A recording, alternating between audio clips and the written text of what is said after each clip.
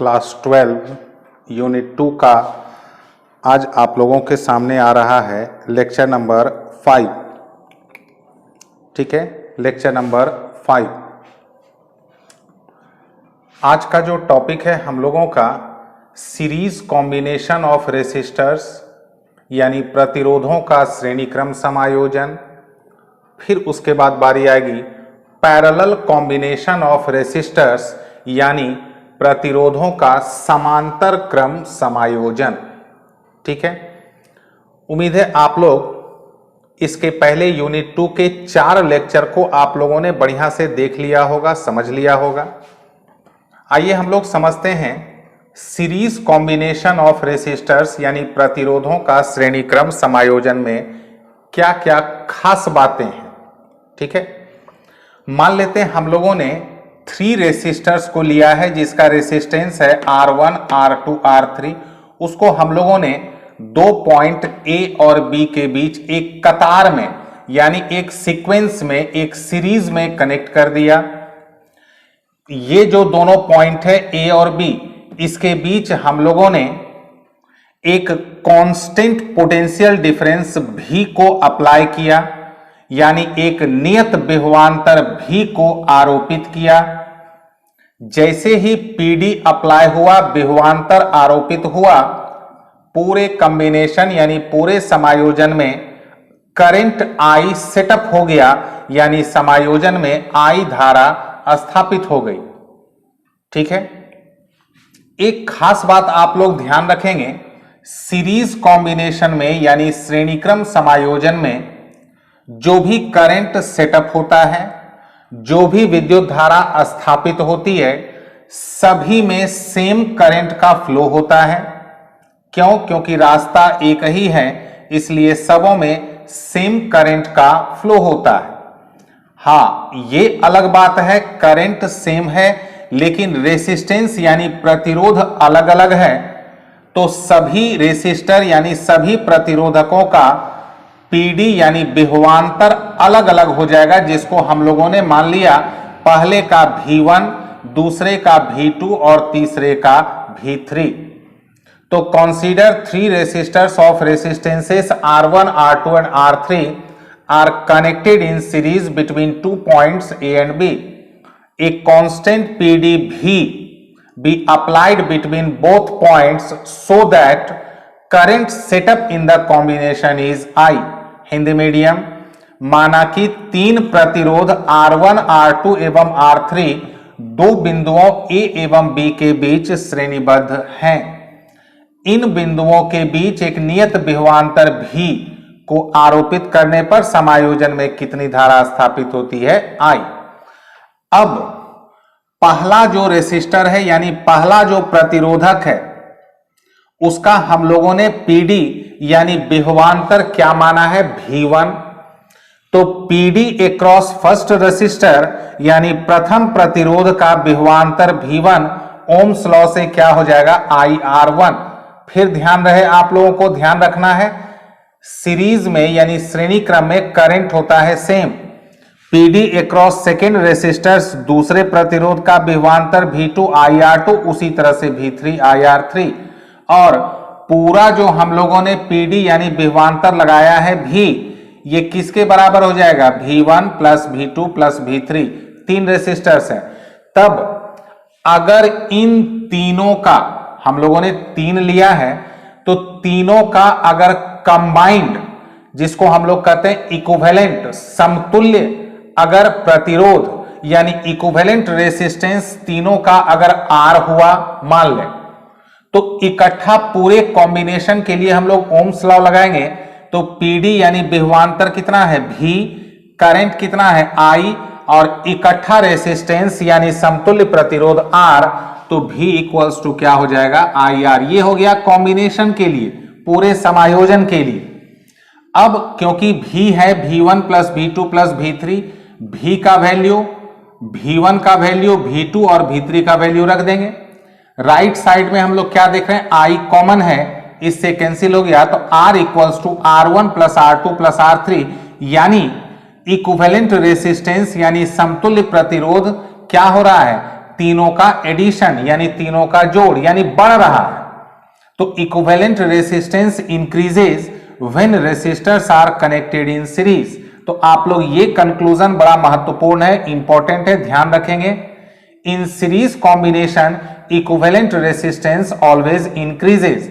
प्रतिरोधों को श्रेणी क्रम में संयोजित करने पर समतुल्य प्रतिरोध का मान बढ़ जाती है। हम लोगों ने यहां कितना लिया था? 3।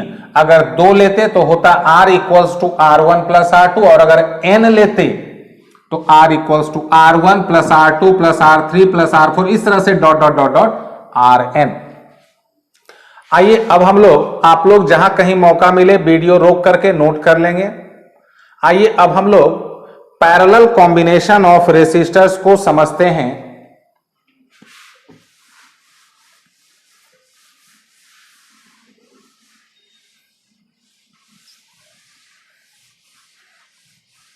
पैरेलल कॉम्बिनेशन ऑफ रेसिस्टर्स यानी प्रतिरोधों का समांतर क्रम समायोजन। प्रतिरोधों का समांतर क्रम समायोजन।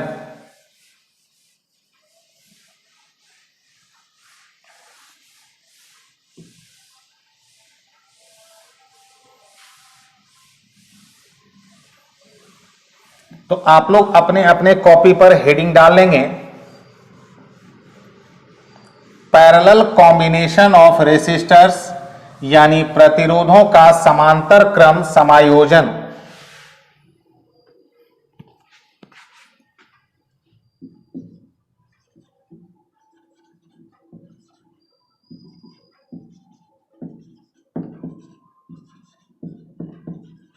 पैरेलल कॉम्बिनेशन ऑफ रेसिस्टर्स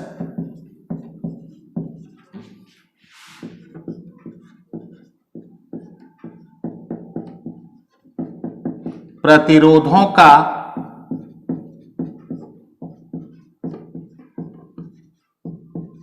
समांतर क्रम समायोजन।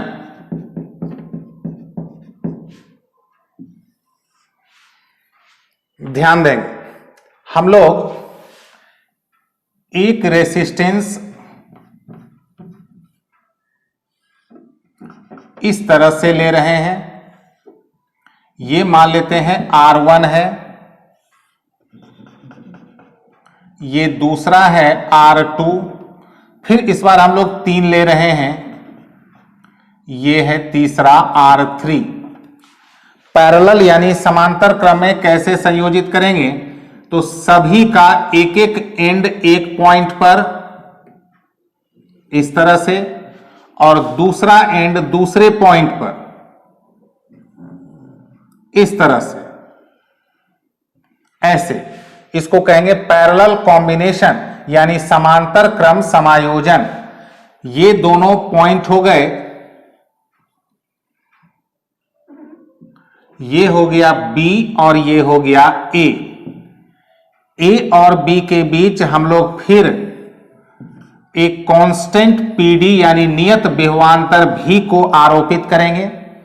मेन करंट जो सेटअप होगा, जो मुख्य धारा स्थापित होगी I, ये 3 हिस्सों में बट जाएगी। मान लेते हैं ये I1 है, ये I2 है और ये I3 है। इस बार आप लोग ध्यान रखेंगे कि पैरेलल कॉम्बिनेशन यानी समांतर क्रम समायोजन में करंट बट जाती है, लेकिन सबका पीडी यानी सभी का विभवांतर होता है समान। ठीक है, तो consider 3 resistors of resistances R1, R2 and R3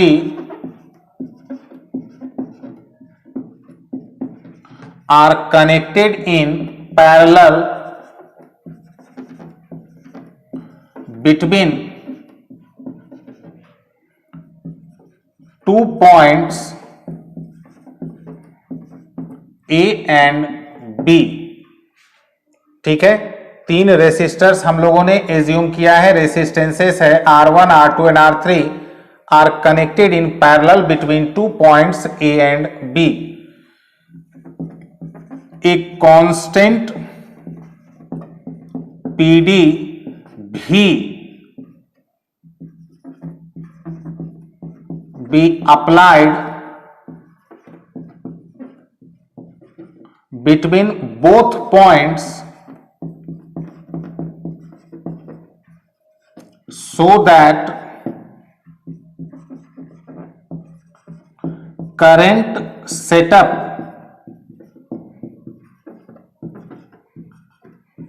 in the combination is I. Main current कितना सेटअप हो गया? I. हिंदी मीडियम, माना कि तीन प्रतिरोध R1, R2 एवं R3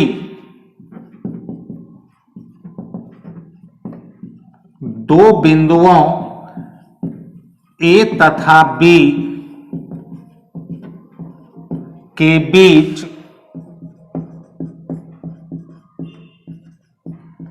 समांतर क्रम में संयोजित है. इन बिंदुओं के बीच नियत विभवांतर भी को आरोपित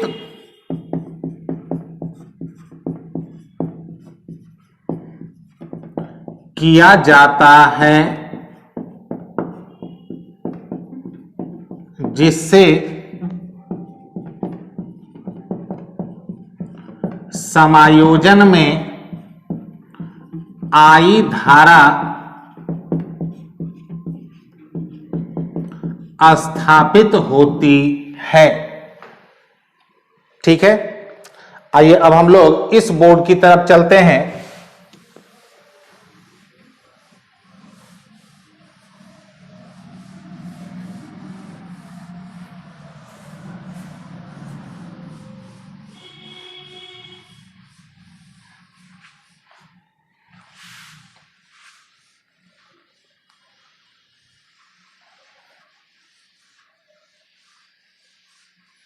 हम लोग तीनों का जो करंट है I1, I2, I3, सबसे पहले हम लोग उसको कैलकुलेट कर लेते हैं.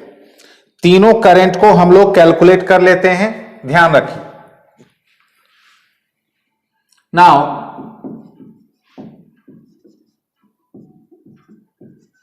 Current flows through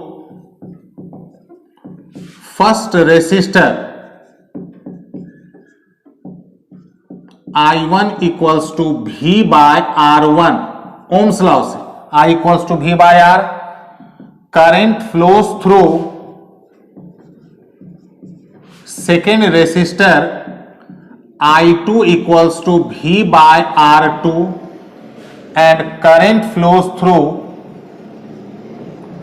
third resistor I3 equals to V by R3. इसको मैं हिंदी मीडियम में भी लिख रहा हूं. प्रथम प्रतिरोध से प्रवाहित धारा I1 equals to V by R1, दूसरे प्रतिरोध से प्रवाहित धारा I2 equals to V by R2 और तीसरे से कितना हो जाएगा I3 equals to V by R3. दोनों मीडियम में अलग अलग लिख दिया गया. अब यह जो I है यही ना तीन पार्ट में बटा है, लेकिन उसके पहले पूरे समायोजन यानी पूरे कॉम्बिनेशन का PD है V, विभवांतर है V, मेन करंट है I, अगर तीनों का मिला करके इक्विवेलेंट यानी समतुल्य प्रतिरोध अगर R हुआ, if equivalent resistance of the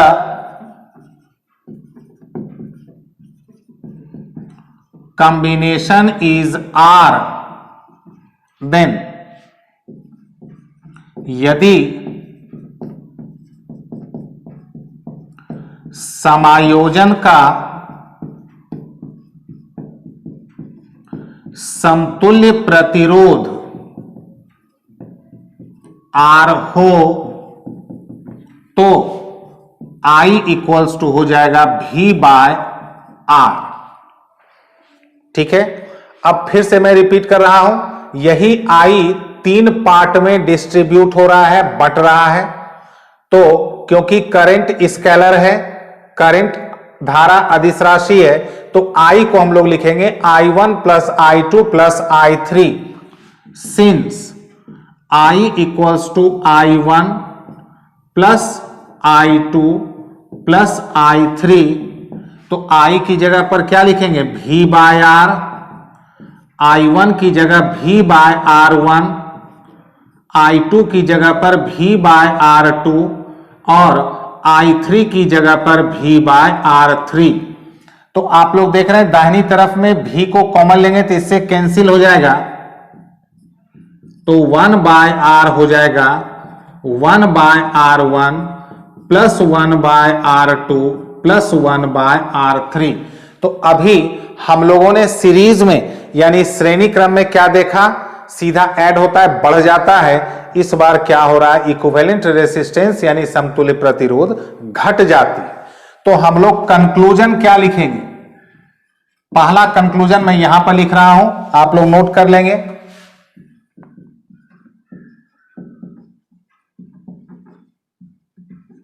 equivalent resistance decreases when resistors are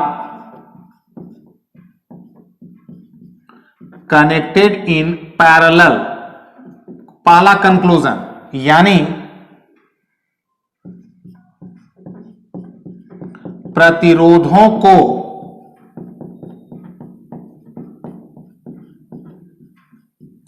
समांतर क्रम में संयोजित करने पर समतुल्य प्रतिरोध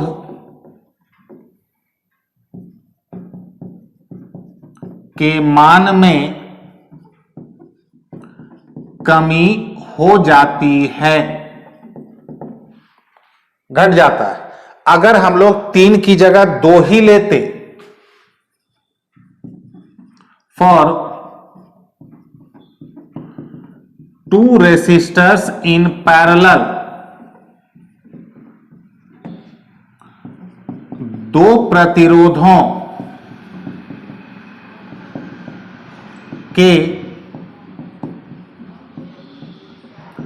समांतर क्रम समायोजन में 1 बाय R हो जाएगा 1 by R1 plus 1 by R2, जिसको हम लोग अगर एलसीएम ले लें राइट साइड में तो ये हो जाएगा। इसको अगर उलट देंगे तो इधर भी उलट जाएगा, R1 R2 bye R2 plus R1 को हम लोग R1 प्लस R2 भी लिख सकते हैं। ये हो गया 2 के लिए। और यहां आप लोग ध्यान दें, अगर n रहता तो यही plus dot dot dot dot 1 by Rn हो जाता। ठीक है, तो मेन कंक्लूजन क्या निकला कि जब हम लोग रेसिस्टर्स को सीरीज में कनेक्ट करते हैं तो इक्विवेलेंट रेसिस्टेंस बढ़ जाती है, यानी प्रतिरोधों को जब हम लोग श्रेणी क्रम में संयोजित करते हैं तो समतुल्य प्रतिरोध बढ़ जाती है।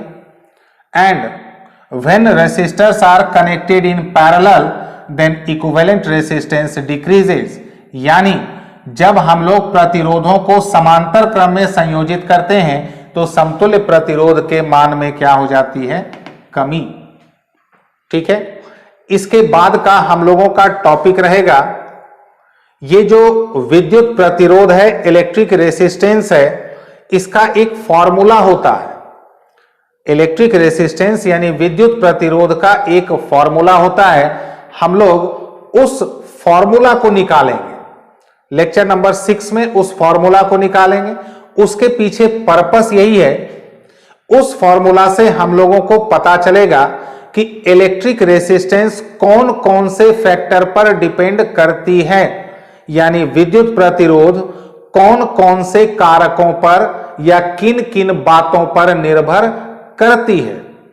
ऐसे अगर आप लोगों को डायरेक्ट बता देंगे कि इलेक्ट्रिक रेसिस्टेंस लेंथ पर यानी लंबाई पर निर्भर करती है, एरिया ऑफ क्रॉस सेक्शन यानी अनुप्रस्थ क्षेत्रफल पर निर्भर करती है, मटेरियल यानी पदार्थ पर निर्भर करती है, तो आप लोगों के दिमाग में उठेगा आखिर कैसे आया ये निर्भरता, किस प्रकार से आई, कहां से आई। इसलिए मैं आप लोगों के सामने पहले इलेक्ट्रिक रेसिस्टेंस यानी विद्युत प्रतिरोध का एक एक्सप्रेशन को निकाल दूंगा और उस एक्सप्रेशन से कंक्लूजन निकलेगा on which factors electric resistance depends, यानी कौन कौन से कारकों पर विद्युत प्रतिरोध निर्भर करती। चूंकि ये कंटेंट एक सीक्वेंस में होना है, यानी determination of electric resistance and factors on which electric resistance depends, ये एक सीक्वेंस में है, इसलिए उसको आज मैं नहीं बता करके उसको मैं लेक्चर नंबर 6 में लाने जा रहा हूं। उसी के साथ हम लोग दो छोटे छोटे टर्म को पढ़ेंगे, रेसिस्टिविटी एंड कंडक्टिविटी, यानी प्रतिरोधकता और चालकता। तब उसके बाद बारी आएगी सेल। ठीक है, तो thank you very much to all.